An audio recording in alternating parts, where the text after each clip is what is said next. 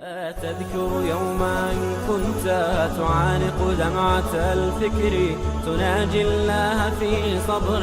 وترجو رحمة تسري وَإِذِ ابْتَلَىٰ إِبْرَاهِيمَ رَبُّهُ بِكَلِمَاتٍ۔ اب یہاں سے ایک نیا موضوع شروع ہو رہا ہے حضرت ابراہیم علیہ السلام کا۔ مشرکین مکہ کے جد امجد حضرت ابراہیم علیہ السلام تھے، اور مشرکین یہ دعویٰ کیا کرتے تھے کہ ہم ابراہیم علیہ السلام کے دین پر ہیں، اور ابراہیم علیہ السلام وہ شخصیت ہیں جن کو مشرکین بھی مانتے تھے، یہودی بھی مانتے تھے، اور نصارہ یعنی عیسائی بھی مانتے تھے۔ تو اللہ تعالیٰ ابراہیم علیہ السلام کی خصوصیات اور ان کے واقعات اجمالی طور پر ان آیتوں میں بیان کر رہے ہیں۔ وَإِذِ ابْتَلَىٰ، اور اس وقت کو یاد کرو جب آزمایا ابراہیم کو ربہ، اس کے رب نے، بِكَلِمَاتٍ، چند باتوں میں، فَأَتَمَّهُنَّ، ابراہیم نے ان کو کامل طور پر پورا کیا۔ قَالَ إِنِّي جَاعِلُكَ لِلنَّاسِ إِمَامًا، اللہ نے حضرت ابراہیم سے کہا کہ اے ابراہیم میں تجھے لوگوں کا مقتدی اور امام بنانے والا ہوں۔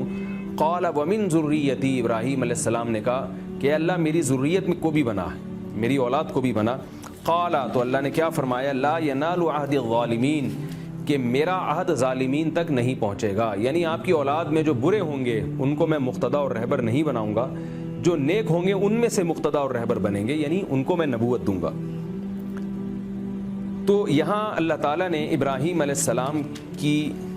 ایک خاص صفت بیان کی ہے۔ ہر پیغمبر کی کچھ خصوصیات ہوا کرتی ہیں۔ ابراہیم علیہ السلام کی خصوصیات میں سے بڑی خصوصیت کیا تھی کہ اللہ تعالیٰ نے آپ پر بہت زیادہ آزمائشیں ڈالیں، جن میں 5 بڑی آزمائشوں کا میں مختصر تذکرہ کرتا ہوں۔ ایک بہت بڑی آزمائش جو سب سے پہلی آزمائش تھی وہ تھی پوری قوم بت پرستی کا شکار ہے، باپ بت فروش ہے، اور ابراہیم علیہ السلام پوری قوم کے مقابلے میں آ کے کھڑے ہو گئے اور بت پرستی والے رواج کو آپ نے تسلیم نہیں کیا۔ یہ بہت بڑی قربانی ہوتی ہے کہ پورا کلچر، پورا معاشرہ ایک طرف جا رہا ہے اور آپ بالکل اس کے اپوزٹ آ کے کھڑے ہو جائیں، یہ بہت بڑی قربانی تھی۔ دوسری قربانی ابراہیم علیہ السلام کی کہ اسی بت پرستی کی مخالفت کی پاداش میں نمرود بادشاہ کی طرف سے آپ کو آگ میں ڈالا گیا، یہ بہت بڑی قربانی تھی۔ وہ الگ بات ہے کہ اللہ نے اس آگ کو آپ علیہ السلام کے لیے سلامتی بنا دیا، مگر آگ میں جلنے کے لیے تیار ہو جانا، پھر بھی اپنے دین سے نہ ہٹنا اور توحید کی دعوت سے نہ ہٹنا، یہ بھی بہت بڑی قربانی ہے جو اللہ نے ابراہیم علیہ السلام سے لی۔ تیسری بہت بڑی قربانی ابراہیم علیہ السلام کی کہ جب وہ اپنی قوم سے جب وہ مایوس ہو گئے اور باپ نے ان کو قتل کی دھمکیاں دینا شروع کر دیں،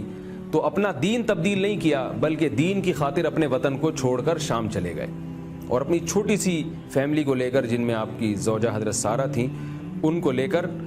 آپ اپنے وطن سے اور جہاں پیدا ہوئے، جہاں پلے بڑھے، وہ علاقہ ہمیشہ کے لیے آپ نے خیر آباد کہہ دیا۔ یہ تیسری بہت بڑی قربانی تھی جو حضرت ابراہیم علیہ السلام سے لی گئی۔ چوتھی بہت بڑی قربانی جو حضرت ابراہیم سے لی گئی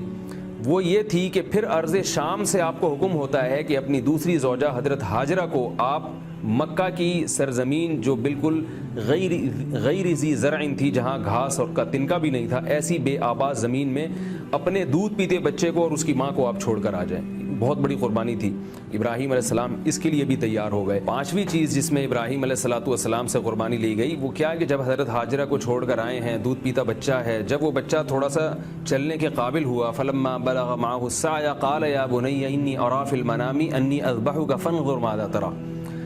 وہ بچہ جب انگلی پکڑ کے چلنے کے قابل ہوا اور باپ کی آنکھوں کا تارا بنا، تو اب حکم دیا جاتا ہے کہ اس بچے کو اپنے ہاتھ سے آپ ذبح کر دیں۔ تو یہ 5 بہت بڑی بڑی آزمائشیں تھیں جو ابراہیم علیہ السلام سے